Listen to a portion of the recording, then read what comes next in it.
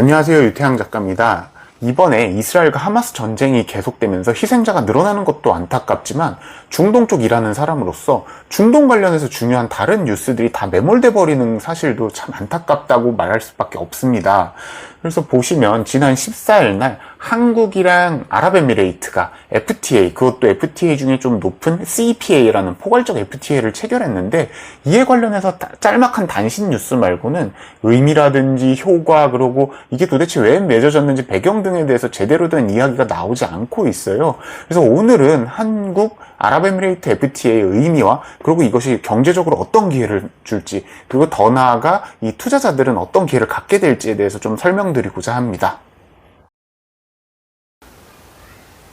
자, 우선 이번 FTA의 중요한 점은 중동 국가와 한국이 체결한 첫 번째 FTA라는 점이죠.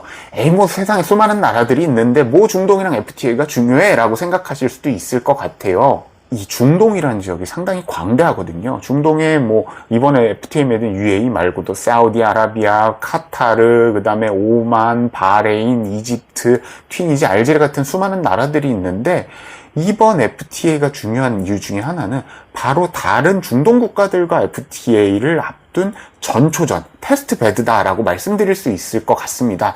중동 하면 뭐가 떠오르나요? 첫 번째 이슬람교, 두 번째로는 석유부국, 세 번째로는 따뜻한 뭐 온대기후, 열대기후, 그다음에 건조한 기후, 이런 것들이 떠오르실 것 같은데, 어느 정도는 편견이기도 하지만 이들 국가 간의 제도와 문화, 그리고 경제 시스템은 닮아 있는 부분이 대단히 많습니다. 물론 이슬람 국가랑 FTA를 체결한 게 이번이 처음은 아니에요. 과거랑 터키랑 FTA를 한 적도 있긴 한데, 터키는 사실 중동이라기보다는 유럽에 가까운 나라이기 때문에 한국이 다른 중동 국가들과 FTA를 체결하기 전에 먼저 체크해 볼 수 있는 좋은 스파링 상대다라고 말씀드릴 수 있을 것 같습니다. 실제로 구체적인 숫자를 보자면 IMF 통계에 따르면 2023년 기준으로 아랍에미레이트의 총 GDP는 5,091억 달러, 바로 옆에 붙은 사우디는 1조 694억 달러, 그리고 인구 대국인 이집트는 무려 인구는 1억이지만 GDP는 상대적으로 낮은 3,983억 달러, 중동에서 가장 잘 사는 카타르는 2,355억 달러로 당장 우리에게 비중 있는 나라들만 합쳐도 2조 2,123억 달러입니다. 원화로는 약 3,000조 원에 달하는 막대한 시장인데 잠재적인 우리 FTA 후보 중에 하나인 거죠. 자, 그럼 이렇게 많은 중동 국가들이 있는데 왜 제일 먼저 UAE와 FTA를 한국 정부는 체결한 걸까요? 그 이유는 UAE가 이 많은 아랍 국가 중에 가장 FTA를 체결하기도 만만하고 그만큼 쉽고 우리와 우호관계가 쌓여있는 나라이기 때문입니다. 첫 번째 이유로는 아랍에미레이트는 모든 아랍 국가 중에 가장 성문화 정도가 높다라는 평을 듣습니다. 성문화가 뭐냐면, 법을, 우리나라가 법이 보면 헌법이 있고 법률이 있고 그 밑에 뭐 대통령령이라든지 부령이라든지 이런 법 시스템이 있고 그 기록으로 남아 있잖아요. 이런 법의 성문화, 그리고 서구식 법제도를 가장 빨리 도입한 나라 중에 하나가 아랍에미레이트입니다. 뭐 그 옆에 이집트도 있겠습니다만은 이집트 같은 경우에 1인당 GDP가 사실 3,000달러밖에 안 돼서 그렇게 잘 사는 나라가 아니거든요. 반대로 에미레이트 같은 경우에는 1인당 GDP가 5만 달러가 넘어갑니다. 우리나라 GDP가 3만 달러 좀 넘으니까 우리나라보다 50% 이상 잘 사는 나라라고 볼 수 있는데, 그런 이 나라가 서구식 법제도를 일찌감치 도입했다. 서구식 법제도를 도입한 게 왜 중요하냐면, 우리나라 기업이랑 아랍에미레이트에 있는 기업이랑 뭐 거래를 하는데 무언가 분명히 분쟁이 생기거나 프랙티스가 맞지 않는 부분이 있겠죠. 그런데 이런 맞지 않는 부분들을 어떻게 해결할 수 있다? 성문화된 법이 있으면 양국 간의 합의, 조정, 아니면 소송 등을 통해서 해결하기가 쉽기 때문에 아랍에미레이트가 중동 국가 등의 최초로 FTA를 체결하기 가장 만만한 국가였다라고 말씀드릴 수 있고요. 두 번째로는 아랍에미레이트는 세속주의 국가입니다. 자, 여기서 세속주의 국가라는 게 뭐냐면, 이슬람 국가들은 사실은 우리가 이슬람 국가 하면 어떤 편견이 있어요. 아, 모두 술 못 먹을 거다, 돼지고기 못 먹을 거다, 저기 가면은 외국인 뭐 여자들도 다 히잡 쓰고 다녀야 된다. 바로 이런 편견이 적용되는 나라 중에 하나가 사우디아라비아죠. 그래서 사우디아라비아가 우리나라랑 수교량이 되게 많은 나라 중에 하나인데, 반대로 이런 수교량과는 별개로 우리가 FTA를 맺기는 참 쉽지 않은 국가 중에 하나입니다. 근데 아랍에미레이트를 가보신 분들은 알겠지만 술도 되고 돼지고기도 되고, 심지어 외국인 여성들 같은 경우에 머리에 뭐 히잡 같은 거 안 쓰고 다녀도 전혀 문제가 없습니다. 제가 처음에 아랍에미레이트 벌써 한 7, 8년 전에 건너갔을 때 가장 많이 충격을 받았던 게, 뭐 백인의 금발 여성이 뭐 탱크탑이랑 쇼팬츠를 입고 강변에서 조깅을 하고 있더라고요. 우리나라에서 사실 쉽지 않은 건데 이 정도로 세속화가 높기 때문에 종교에 앞서서 그리고 사회문화적 관습에 얽매이지 않고 실리주의 태도를 취하고 있기 때문에 우리의 좋은 FTA, 러닝메이트가 될 수 있다는 거죠. 세 번째로는 최근 들어서 한국과 아랍에미레이트가 이미 여러 차례 좋은 계약을 맺은 바가 있다는 걸 꼬집을 수 있을 것 같습니다. 대표적으로 문재인 대통령 때 우리나라 원전 수출한 거 기억들 나시죠? 그거 말고도 지금 최근에 아랍에미레이트가 한국에 와서 방위산업체들이랑 미팅을 하고 가기도 했고요. 또 지금 진행 중인 KF21 사업의 잠재 후보로도 아랍에미레이트가 꼽히고 있습니다. 이미 여러 차례 상대에 대한 신뢰를 확인한 국가인 만큼 바로 이런 부분들이 FTA를 맺는데 큰 우호적인 영향을 차지했고요. 더 나아가서 또 다른 배경 중에 하나는 모든 중동 국가 중에 압도적으로 한국 교민이 많이 사는 데가 아랍에미레이트입니다. 중동 전체적으로 통계를 보면은 한국 분들이 한 2만 명에서 3만 명 정도 살고 계세요. 사실은 이게 되게 적은 숫자예요. 왜냐면 베트남에서만 교민이 지금 2, 30만 명 정도 되는데 중동에는 다 합쳐도 2, 3만 명밖에 안 됩니다. 이 사우디아라비아 옛날부터 우리나라 노동자들 많이 가서 한국 분들 많을 것 같은데 2천 명도 지금 안 되는 걸로 알려져 있어요. 근데 아랍에미레이트가 사우디보다 훨씬 작은 나라인데 한국 분이 얼마나 있냐면 한 1만 명 정도 있는 걸로 알려져 있습니다. 그 대부분이 수도인 아부다비와 경제 수도인 두바이 두 군데에 있고요. 그러다 보니까 교민들이 많으니까 이분들이 한국과 아랍에미레이트 FTA가 되면 양쪽의 가교 역할을 할 수도 있고 또 직접적인 수혜자가 될 수 있겠죠. 자, 그러면 왜 한국 국가들이 중동 국가들과 FTA를 맺으려고 하냐? 그런 배경에 또 뭐가 있냐면 사실 무역 이슈가 크게 있습니다. 한국이랑 중동 무역은 일방적으로 한국한테 대단히 지금까지 불리하게 진행되고 있었어요. 그래서 무역 적자가 보시면 무시무시합니다. 어디 한번 데이터를 보자면 코트라 통계를 보면요. UAE는 한국 수입 11위의 주요 수교국이지만 지난해 기준에 약 154억 달러를 수입했고 수출은 고작 39억 달러, 4분의 1에 불과했습니다. 그러다 보니까 1년마다 한 115억 달러 작년 기준으로 15조 5천억 원의 큰 적자를 잇고 있습니다. 보면은 한국이 주로 수입하는 품목은 예상하시다시피 석유 관련된 품목들이고요. 수출하는 건 자동차 부품이라든지 화학 소재들인데 그러다 보니까 이 무역 적자 기조가 너무 커서 한국은 수차를 좀 올려야겠죠. 반대로 지금 어떤 상황입니까? 모든 물가가 올라가면서 경제는 안 좋은 소위 말하는 스태그플레이션 상황인데 물가를 낮추기 위해서도 우리 중동산 석유 싸게 들어오면 물가 안정 효과가 있다. 이런 부분이 있을 것 같고요. 아까 처음에 말씀드렸지만 한국 중동 FTA는 아랍에미레이트랑 먼저 성공적으로 체결이 되면 다른 나라랑 맺어질 거다. 그래서 다른 나라랑 한번 제가 무역 데이터도 살펴봤습니다.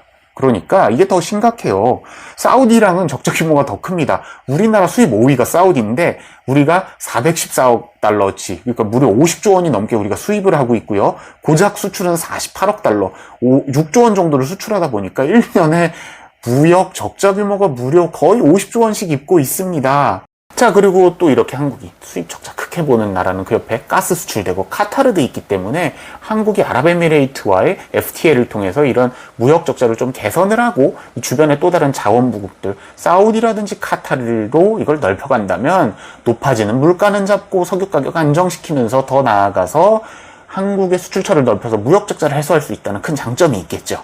왜 지금 이 시점에 중동이냐에 대해서 또 다른 이유도 있습니다. 중동 일대 특히 아라비아 반도에 있는 GCC 국가들, 걸프 코스트 컨트리 카운슬이라고 부르죠. 걸프만에 있는 석유부국들은 지금 에너지 전쟁 그리고 경제 전쟁을 치르고 있어요. 여러분도 다 아실 거예요. 석유 중심의 에너지 패러다임이 지금 끝나가고 있습니다. 그래서 이 아랍에 있는 석유 산유국들은 지금 불안한 거예요. 야, 우리가 석유에 의존해서 지금 GDP, 사우디 같은 경우에는 국고의 60%, 그 다음에 GDP의 40%가 석유에서 나오다 보니까 석유를 이제 사람들이 더 안 쓰면 어떡하지? 자, 그럼 석유가 없는 예를 들어서 청정 수소라든지 아니면 태양광, 풍력 이런 걸 테스트를 해보면서 우리가 계속 이런 곳에 투자를 하자라는 생각을 하고 있어요.